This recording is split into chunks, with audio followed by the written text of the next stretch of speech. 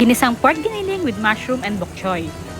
Give your jolly love sa ating pamilya sa paghahain ng masarap at simpleng ulam na mas pinahealthy ng Jolly Shiitake mushroom na mayaman sa protina at fiber.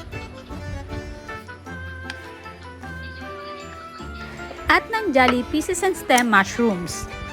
Kaya tara, simulan na natin ang pagluluto. Sa isang pan, magpainit ang oil at igisa ang sibuyas, bawang at kamatis.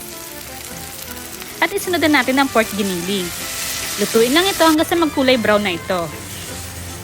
Next, ilagay na natin ang in-slice na shiitake mushroom. At haluin itong mabuti. Ilagay na rin natin ang Jolly Pieces and Stem mushroom. Igisa itong mabuti at timplahan ng paminta at oyster sauce. At i-mix lang itong mabuti. Naglagay din pala ako dito ng konting tubig. At Jolly tomato paste. Para sa dagdag kulay at lasa. Naigisa na itong mabuti, ilagay na natin ang hiniwang bok choy. Takpan at hayaang maluto ang gulay bago ito